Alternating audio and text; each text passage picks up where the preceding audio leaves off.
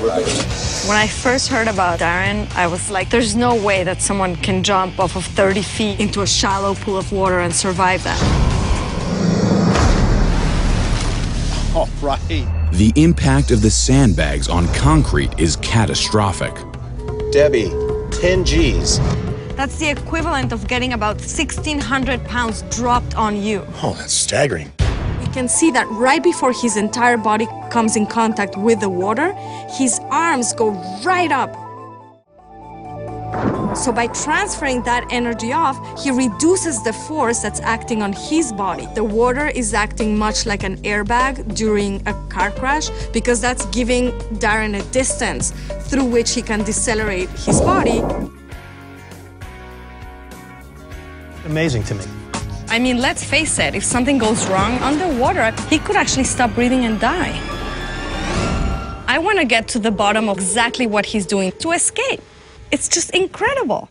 I wonder if the secret to Matt's feat is the water itself, because it actually lubricates fabric, and it tends to make materials more elastic.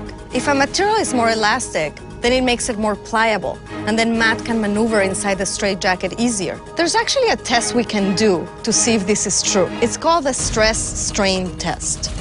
What we have here is a machine that can actually stretch things apart. We're going to take a piece of the material from the straitjacket when it's dry, and we're going to stretch it, applying a force on it.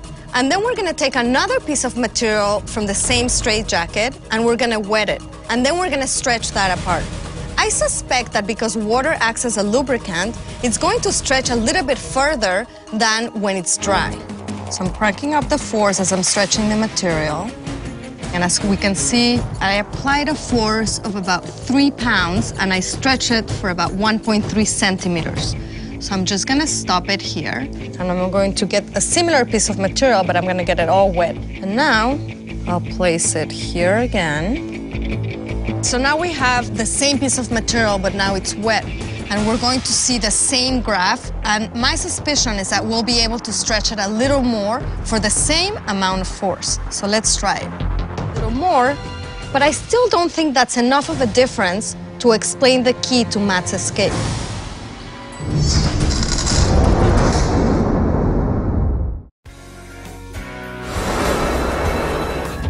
£520 is a crazy amount of weight to have on top of any person.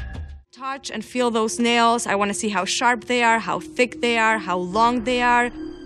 What do you think we can do to actually find out how sharp these are? What do you think we could try to do? I mean, we have some fruit here, which is pretty similar to human skin, right? So we could test if it actually goes through. So if this would penetrate this... It definitely can penetrate a human body. Yeah, it would be about the same thing. Okay, so if we put this over here, and I just press this really hard. Look at the amount of force. Wow, 520 pounds. Yeah. I want to see Ike do his performance in our lab and see what we can find out. Hi, Juan. It's such a pleasure to meet you. Thank you for coming to the Juan, lab. it's a pleasure to meet you. Likewise. Have you been blind since birth, Juan? I sure have. Does that mean that blind people usually process sounds faster? Just like bats do.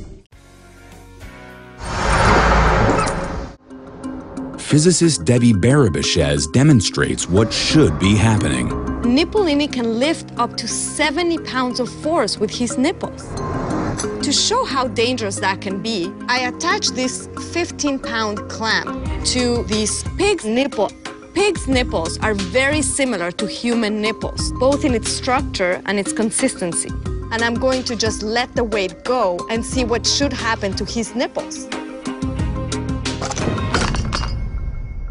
It ripped the whole nipple out. This looks really painful.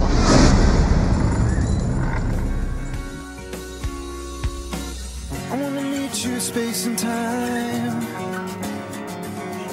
Bend the world if it makes you mine. Slow it all down just for you, just for you.